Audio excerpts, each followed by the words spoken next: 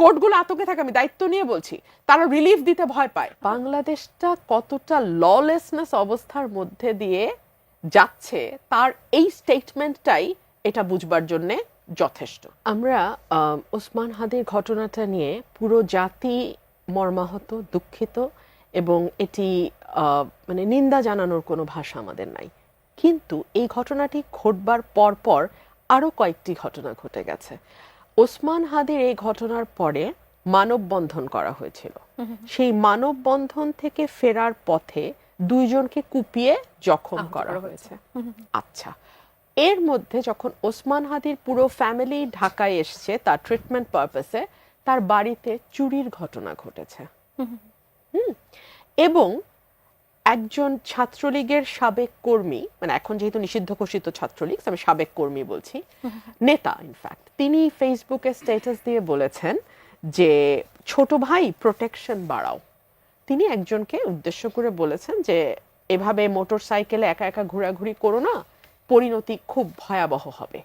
এবং তিনি বলছেন যে রাজশাহী বিশ্ববিদ্যালয়টাকে আমাদের হাতে দিয়ে দাও, মানে রাজশাহী বিশ্ববিদ্যালয়ের যারা এই 24-এর অভ্যুত্থানের সঙ্গে যুক্ত তাদেরকে হ্যান্ডেল করবার জন্যে এই বিশ্ববিদ্যালয় ছাত্রলীগ শাখার দুজন নেতা, তিনি এবং তার সভাপতি, তিনি সাধারণ সম্পাদক, তারা দুজন দে উইল হ্যান্ডেল ইট। মনে থাকবে এক সপ্তাহ এখনো হয়নি, সজীব ওয়াজেদ জয় সাক্ষাৎকার দিয়ে বলেছেন যে বাংলাদেশে 26-এ কোনো নির্বাচন আওয়ামী লীগ হতে দেবে না, তারা বানচাল করবার সর্বোচ্চ চেষ্টা করবে, এবং এই বানচাল করবার জন্যে আইন শৃঙ্খলা পরিস্থিতিকেই তারা হাতিয়ার হিসেবে ব্যবহার করবে। তো আপনি যদি ঘটনাগুলোকে মেলান, আপনি দেখবেন যে বাংলাদেশের আইন শৃঙ্খলা পরিস্থিতি, যেটা নিয়ে আপনি আমাকে প্রশ্ন করছেন, এই হাদির ঘটনাটার মধ্যে দিয়ে যে কতগুলো ঘটনা ঘটে গেল, সেটাই যথেষ্ট বুঝবার জন্য বাংলাদেশের আইন শৃঙ্খলা পরিস্থিতিটা কোথায় আছে। বাংলাদেশে এই মুহূর্তে সকল রাজনৈতিক দল মিলিয়ে 2-2.5 হাজার প্রার্থী মাঠে আছে। সকল রাজনৈতিক দল যদি আমরা ধরি, জামাত, এনসিপি, বিএনপি সহ সকল রাজনৈতিক দল, অ্যাটলিস্ট 1.5 থেকে 2 হাজার প্রার্থী মাঠে আছে। এই প্রার্থীদের মধ্যে হাদি নিজেও কিন্তু একজন প্রার্থী। তো এই প্রার্থীদের মধ্যে আপনি যদি টার্গেট কিলিং করেন 20 থেকে 25টা, অ্যাটলিস্ট শুট করেন, মরা বাঁচা তো আল্লাহর হাতে, শুট করেন, আপনি মনে করেন 26 সালে একটা নির্বাচন হতে পারবে? প্রার্থীরা কি বের হওয়ার মতন সেই অবস্থায় থাকবে? এক, ইতিমধ্যেই আমাদের স্বরাষ্ট্র উপদেষ্টা বলছেন যারা প্রার্থী হবেন তাদেরকে তিনি অস্ত্রের লাইসেন্স দেয়া হবে, যারা চাবেন তাদেরকে দিয়ে দিবেন। মানে বাংলাদেশটা কতটা ললেসনেস অবস্থার মধ্যে দিয়ে যাচ্ছে তার এই স্টেটমেন্টটাই এটা বুঝবার জন্য যথেষ্ট, যে যারা প্রার্থী হবে তার নিরাপত্তা সে নিবে, তার নিজে নিতে হবে। রাষ্ট্র, আইন শৃঙ্খলা বাহিনী বা পুলিশ প্রশাসন, এখানে তাদের কোনো ভূমিকা নাই, এবং প্রথমেই স্বরাষ্ট্রমন্ত্রী বা স্বরাষ্ট্র উপদেষ্টা, যেটি আপনি বলেন, হাত তুলে সারেন্ডার করে ফেললো। আমরা আলোচনায় বসার আগে নিজেদের মধ্যে আলোচনা করছিলাম যে স্বরাষ্ট্র উপদেষ্টা হাদির কিলারকে ধরবার জন্য 50 লক্ষ টাকা পুরস্কার ঘোষণা করেছে অন দ্যাট ভেরি ডে। জি, তো যেইটা ওনার সবচেয়ে শেষে করার কথা সেটা উনি সবচেয়ে প্রথমে করে দিচ্ছেন।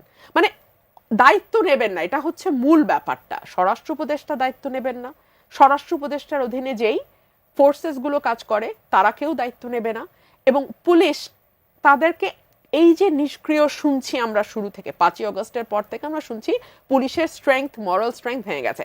এই মরাল স্ট্রেংথ বুস্ট আপ করার জন্য কাপড়ের রং পাল্টায় গেল, পুলিশের ড্রেস পাল্টায় গেল, কিন্তু আপনি আসল জায়গায় হাত না দিয়ে আপনি যদি কাপড়ের রং পাল্টান, আপনি যদি তার জুতা মডেল চেঞ্জ করেন, আপনি যদি তার পোশাক, এটা তো কিছু যায় আসে না।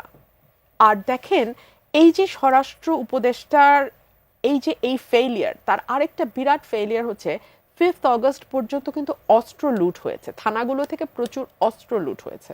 কতগুলো অস্ত্র জমা পড়েছে এবং কতগুলো এখনো জমা পড়ে নাই।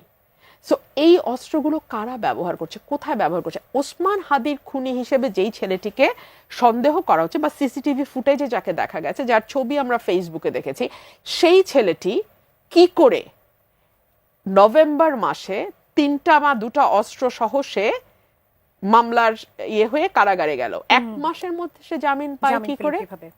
আমি তো সুপ্রিম কোর্টে রেগুলার প্র্যাকটিস করি, ন্যায্য মামলায় জামিন দেয়া হলেও অনেক সময় আজকাল বেঞ্চ ভেঙে দেয়া হয়।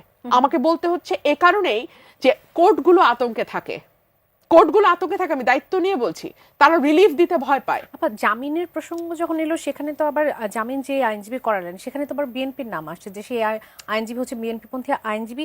তাহলে কি তার মাধ্যমে কি সঠিক তথ্য পাওয়া সম্ভব যে কেন তাকে জামিন দেওয়া হলো বা কার প্রভাবে দেওয়া হলো? এখন তাহলে তো আরো বিনীত ভাই বলতে হয়, একটা সময় আমরা দেখতাম যে আওয়ামী লীগের আইনজীবীরা গেলেই জজ সাহেবরা ভয়ে হোক ভালোবেসে হোক যে করে হোক চোখ বন্ধ করে জামিনটা দিয়ে দিতেন। এখন প্রেক্ষাপট পরিবর্তনের পর কি জামাত বিএনপির লয়াররা আবদার করলে সেটা শোনা হয়? এই প্রশ্ন আমি রাখি। কারণ আমার মতন লয়ার যখন যায় যে নিজের দল বা নিজেরও সমালোচনা করে কথা বলে, আমরা তো এরকম হরে দরে কশ্যপ গোত্রের মতো রিলিফ পাই না, বা আমাদেরকে 2টা মামলার বেশি 3টা মামলা রিলিফ দিলে বেঞ্চ ভেঙে দেয়া হয়। জি, আমার প্রশ্নটা হচ্ছে লয়ার নিয়ে না, আমার প্রশ্ন হচ্ছে মামলার মেরিট নিয়ে। তার মানে এই মামলাটিতে মেরিটে না গিয়ে আপনি লয়ারের পরিচয়ে গেছেন।